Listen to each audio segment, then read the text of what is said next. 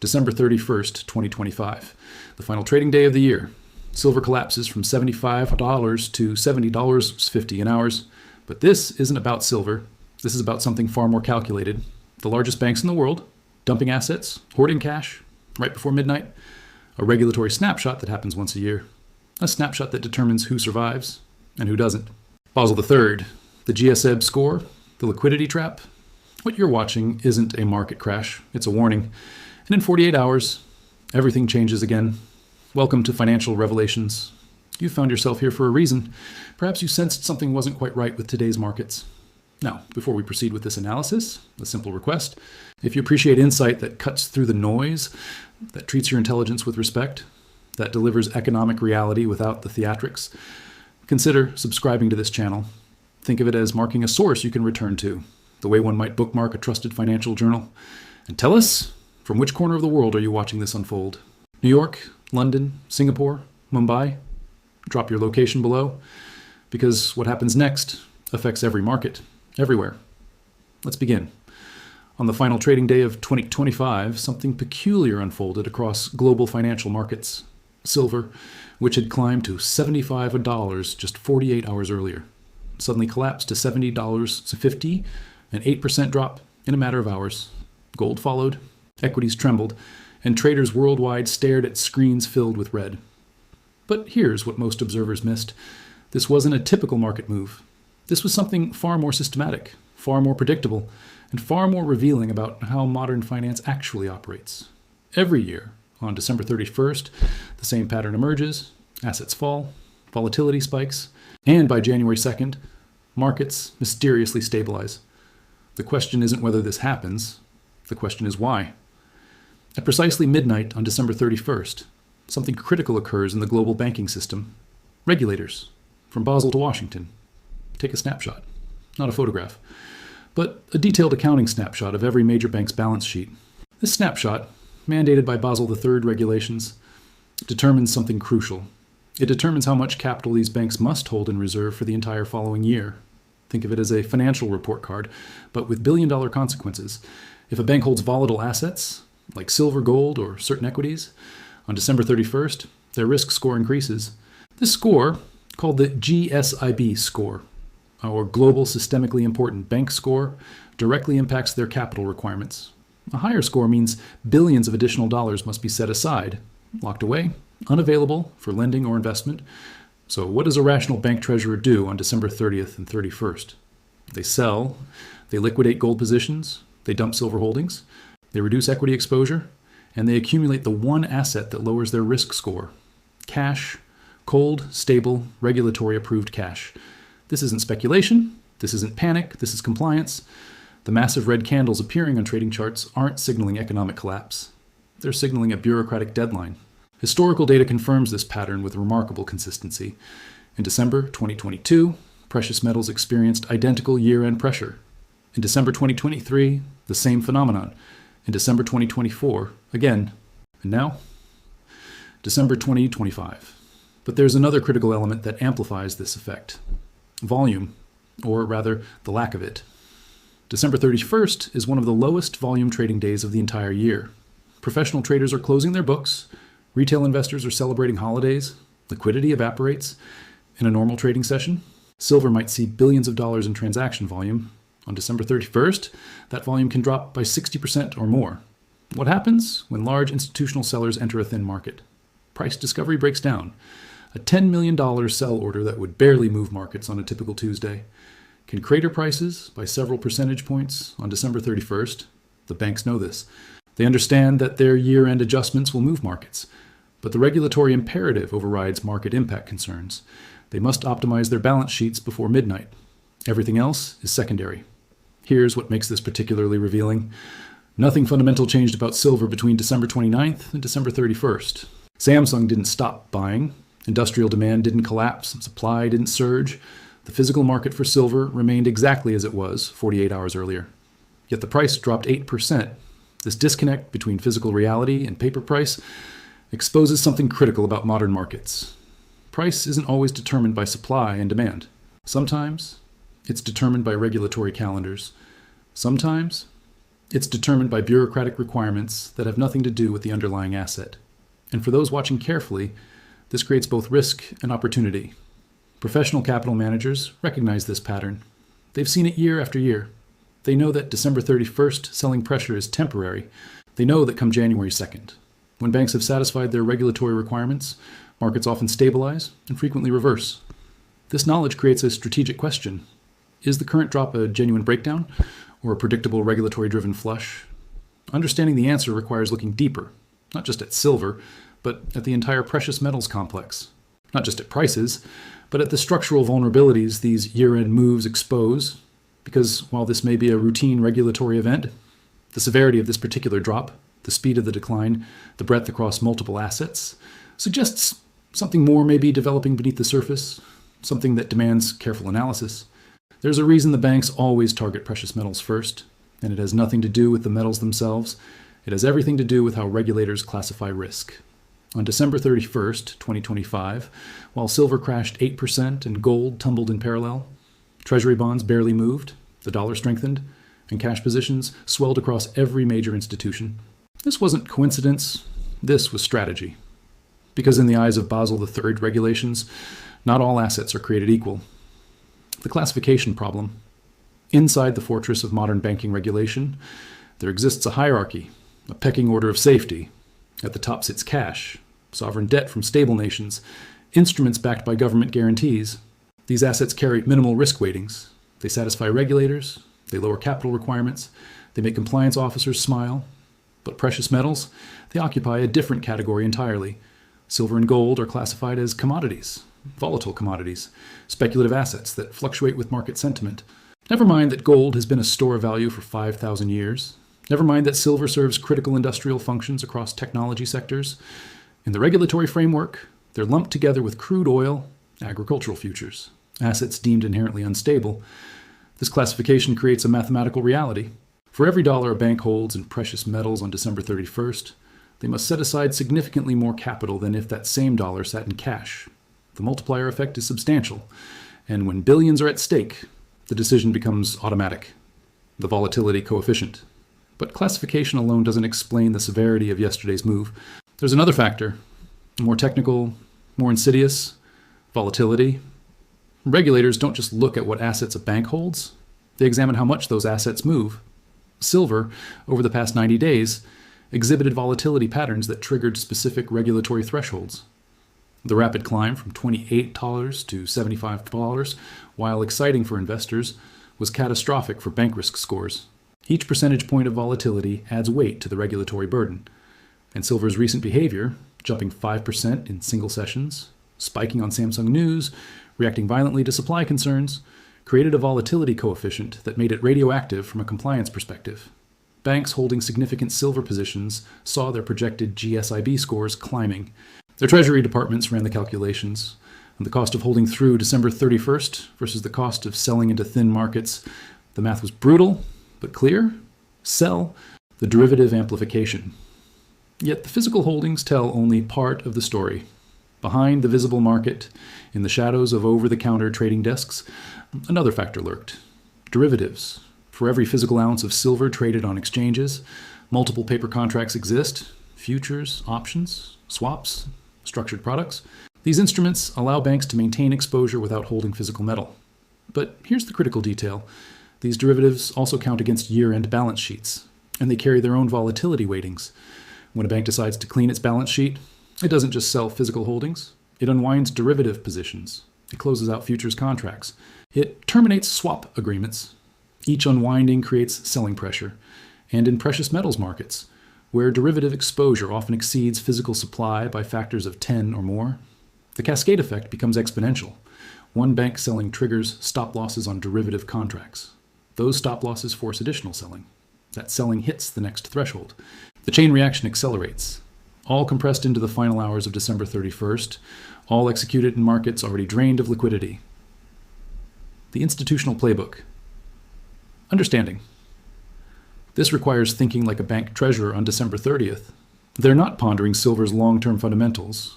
They're not analyzing Samsung's purchasing commitments. They're running a simple decision matrix. Option A, hold precious metal positions through year-end. Result, higher G-SIB score, increased capital requirements, potential billions in additional reserves needed, uncomfortable conversations with regulators in January. Option B, liquidate positions before midnight, December 31st. Result, lower risk score, reduced capital burden, regulatory compliance achieved, ability to re-enter markets in January if desired. Now, the choice isn't difficult, it's predetermined.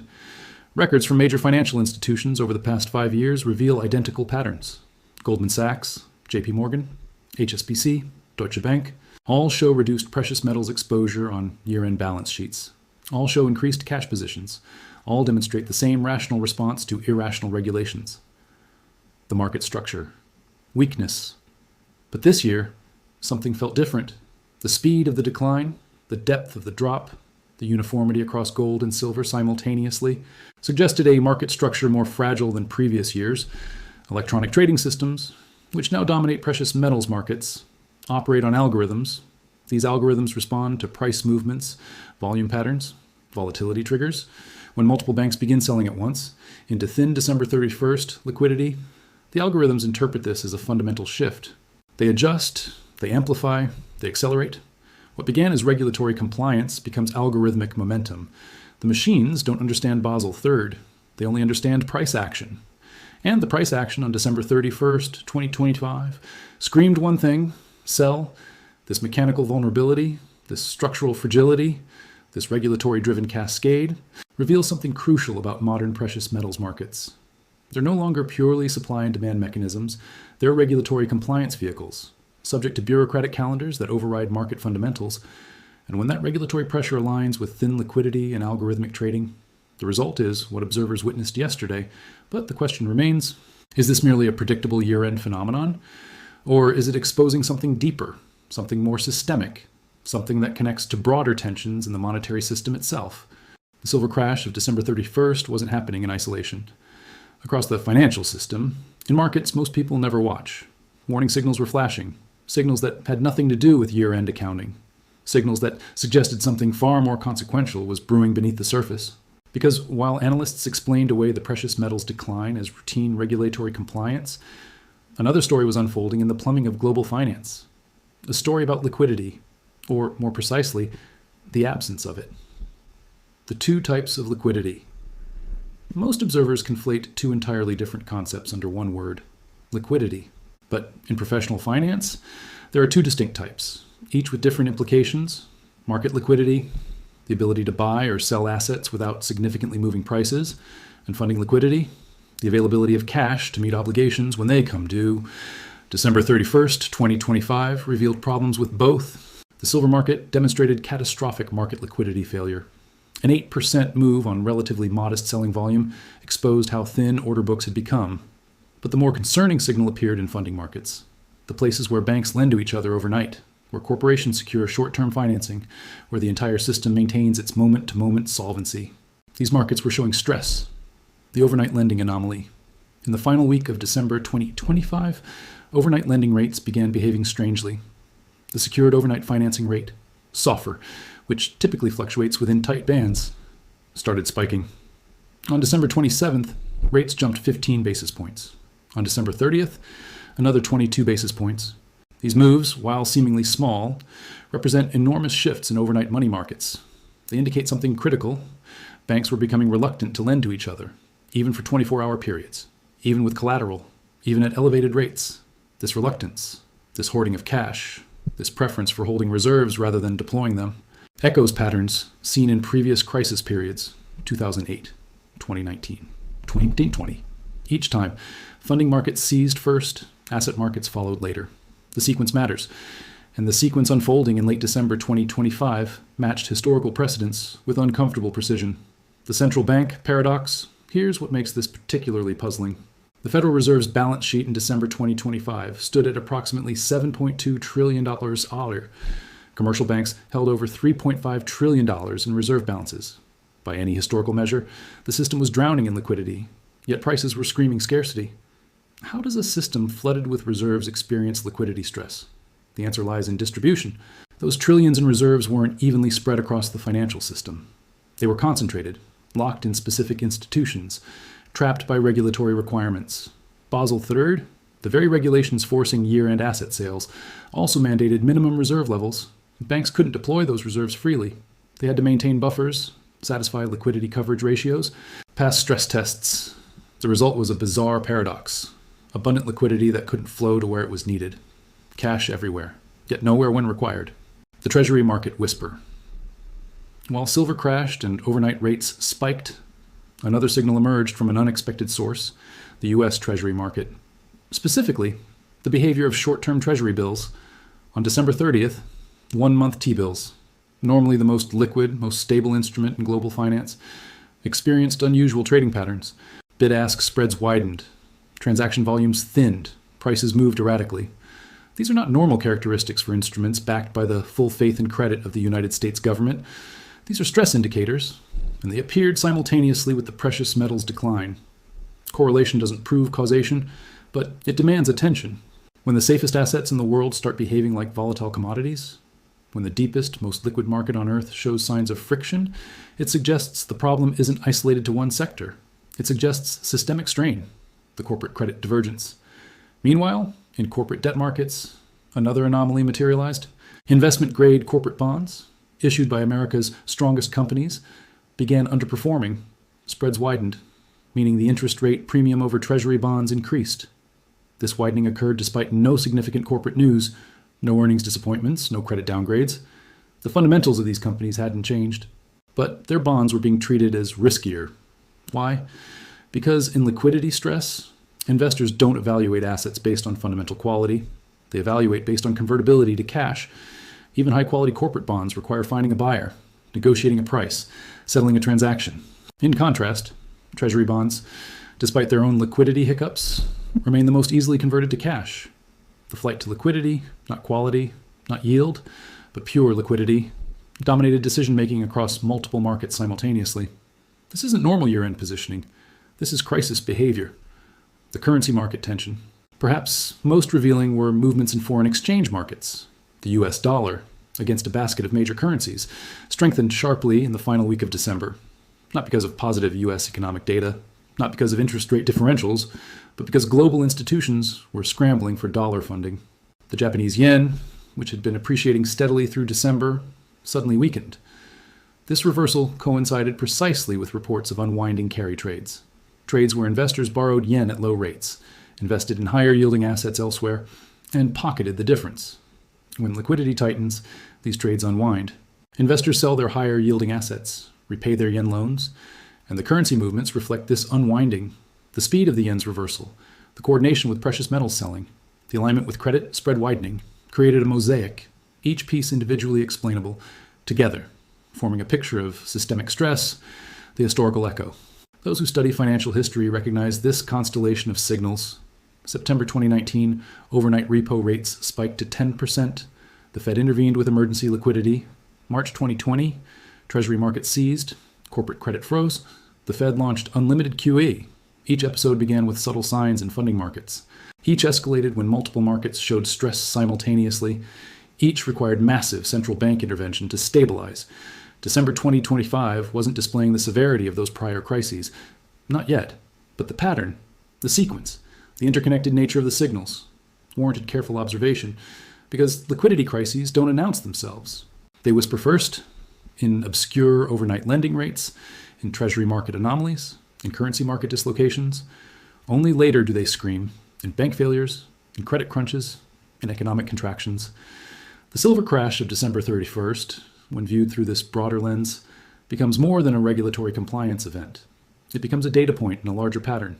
A pattern suggesting the global financial system, despite unprecedented central bank support, despite trillions in reserves, remains vulnerable, fragile in ways that matter, stressed in ways that could cascade.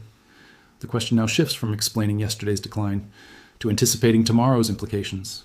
January 1st, 2026 arrived. The regulatory snapshot was complete. The books were closed. The balance sheets were clean. And across global financial institutions, Treasury departments began asking a different question. Not what do we need to sell, but what do we need to buy back? Because the game that forces selling on December 31st creates opportunity on January 2nd, at least historically it has, but this time something felt different. The severity of the decline, The breadth of the stress signals, the fragility exposed across multiple markets, suggested that understanding what comes next requires more than pattern recognition. It requires strategic analysis. The January effect mechanism for the past decade, precious metals markets have exhibited a predictable pattern. Weakness in late December, strength in early January.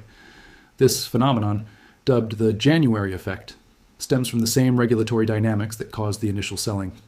Once banks satisfy their year-end reporting requirements, once the snapshot is taken and submitted to regulators, the pressure to hold cash evaporates. Banks can redeploy capital, reestablish positions, pursue opportunities identified during the forced selling. Historical data supports this pattern with remarkable consistency. January 2023, silver rallied 7% in the first 2 weeks. January 2024, gold gained 4% in the opening week. January 2025, precious metals outperformed most asset classes through mid-month. The mechanism is straightforward. Assets sold at artificially depressed prices due to regulatory pressure rather than fundamental weakness attract buyers once that pressure lifts, especially when those buyers know the selling was temporary. The 2026 distinction. But applying historical patterns to current circumstances requires caution because several factors distinguish January 2026 from previous years. First, the magnitude of the December decline exceeded historical norms. An 8% drop in silver, compressed into hours on the final trading day, suggests either unprecedented regulatory pressure or diminished market structure resilience. Neither interpretation is bullish for immediate recovery. Second, the concurrent stress signals across funding markets, Treasury markets, corporate credit didn't appear in previous January setups. Those years featured isolated precious metals weakness contained within commodity markets. This year features systemic tension. Third, the global economic backdrop entering 2026 differs substantially from previous cycles. Central banks face different constraints. Inflation dynamics have evolved. Geopolitical tensions have intensified. The context matters, and the context suggests the January effect, if it materializes at all, may unfold differently than before. Business Treasury implications. For corporations managing Treasury operations, the December 31st events carry specific lessons: the speed with which liquid markets became illiquid, the rapidity with which prices disconnected from fundamentals, exposes working capital vulnerabilities. Companies relying on commodity hedges, particularly in precious metals, discovered those hedges could gap against them. Stop-loss orders intended to limit downside, executed at prices far worse than anticipated. Liquidity assumptions, built into Treasury models, proved optimistic. Moving forward, corporate Treasury departments must recalibrate. Assume less liquidity than markets displayed in stable periods. Assume wider spreads during stress. Assume that year-end dynamics will continue and potentially intensify as regulatory requirements evolve. This recalibration affects cash management strategies, hedging approaches, and financing arrangements. Companies that ignored these lessons in previous cycles found themselves with unexpected losses, blown hedges, and uncomfortable board presentations. The commodity input calculus. For businesses consuming silver as an industrial input, the December crash creates strategic complexity. On one hand, lower prices reduce input costs, improve margins, enhance competitiveness.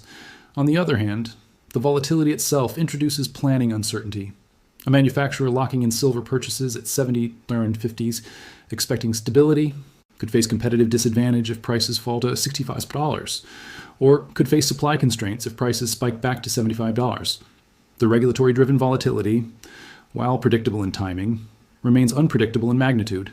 This unpredictability forces difficult decisions: hedge aggressively and accept basis risk, avoid hedging and accept price risk, or attempt dynamic strategies that require sophisticated Treasury capabilities most mid-sized firms lack. There's no perfect answer. But there is a strategic imperative. Understand that December and January will feature amplified precious metals. Volatility, build that understanding into procurement cycles, inventory management, and customer pricing agreements. The companies that adapt their operational calendars to financial market realities gain advantage over competitors who treat procurement as purely a supply chain function. The capital allocators framework. For those managing investment capital, the current situation demands scenario-based thinking. 3 plausible paths forward, each with different probabilities, each requiring different positioning. Scenario 1, classic January recovery. Probability, 40%. In this path, the December selling was purely regulatory. The stress signals were noise. By January 15th, precious metals recover most of the December losses. Funding markets stabilize, Treasury anomalies resolve, corporate spreads tighten, the system returns to its pre-crisis equilibrium. Positioning: accumulate precious metals in early January, expect mean reversion, exploit temporary dislocations. Scenario 2, extended consolidation, probability 45%. In this path, December's selling was regulatory, but it exposed genuine fragilities. Recovery occurs, but slowly, choppily, with multiple failed rallies. Markets spend IQ on 2026 testing levels, building bases, digesting the year-end volatility. The system stabilizes, but at lower equilibrium prices than late December peaks. Positioning: selective accumulation. Patience required. Avoid aggressive leverage. Prepare for range-bound trading. Scenario 3, cascading deterioration, probability 15%. In this path, December 31st wasn't the end, it was the beginning. The liquidity stress signals weren't false alarms. They were leading indicators. January brings not recovery, but acceleration, as underlying systemic weaknesses manifest. What began as regulatory selling becomes fundamental repricing. The system doesn't stabilize, it fragments. Positioning: capital preservation priority, reduce exposure, increase cash buffers, prepare for dislocations across asset classes. The monitoring framework: distinguishing between these scenarios requires watching specific indicators. In the first 2 weeks of January, observe overnight lending rates. If SOFR stabilizes below 4.5%, suggests scenario 1 or 2. If rates spike above 5%, suggests scenario 3, precious metals volume patterns. If January's second and third see strong buying volume at or near December 31st lows, suggests scenario 1. If volume remains anemic and prices drift lower, suggests scenario 2 or 3, Treasury market behavior. If bid-ask spreads and short-term bills return to normal ranges, suggests scenario 1. If anomalies persist, suggests deeper issues, corporate credit spreads. If investment-grade spreads tighten back to November levels, suggests scenario 1. If they continue widening, suggests scenario 3. These indicators won't provide certainty, but they'll provide probability updates. And in uncertain environments, updating probabilities based on new data represents the difference between strategic positioning and hopeful guessing. The Basel III evolution. Looking beyond immediate market dynamics, a structural reality looms. Basel III regulations, already forcing year-end selling, are scheduled to tighten further. The Basel III endgame, a set of final rules expected throughout 2026 and 2027, will increase capital requirements for banks holding volatile assets, will expand the definition of what constitutes a volatile asset, will intensify the year-end compliance pressure that created December's crash. This isn't speculation, it's published regulatory roadmap, which means the December 31st phenomenon, far from being a one-time event, will likely intensify in coming years. Banks will anticipate these changes, adjust their balance sheets earlier, potentially extending the year-end selling period. What was compressed into December 31st in 2025 could expand to late November and early December in 2026 and beyond. This structural shift has profound implications.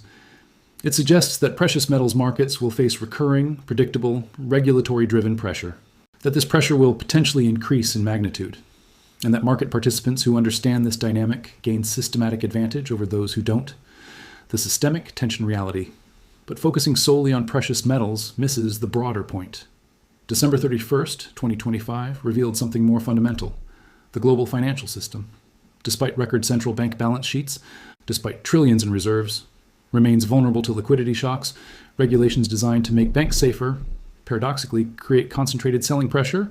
Markets designed for efficiency lack resilience when stress emerges.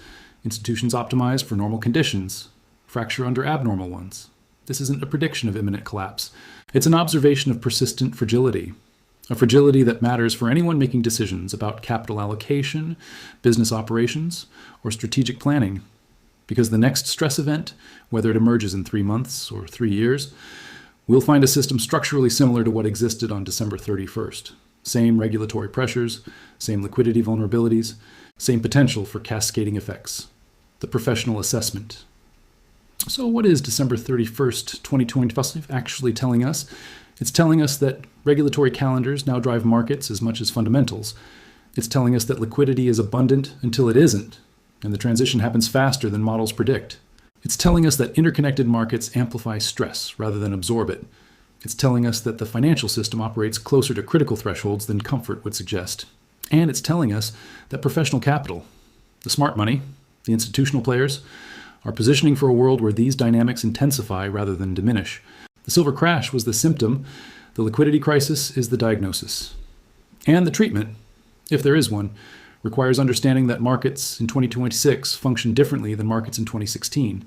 Different rules, different risks, different requirements for success. Those who adapt their frameworks to current realities, those who monitor the right indicators, those who prepare for multiple scenarios rather than betting on one outcome, will navigate what comes next, whatever that turns out to be. The clock struck midnight on December 31st. The snapshot was taken. The year ended. But the questions it raised, those are just beginning.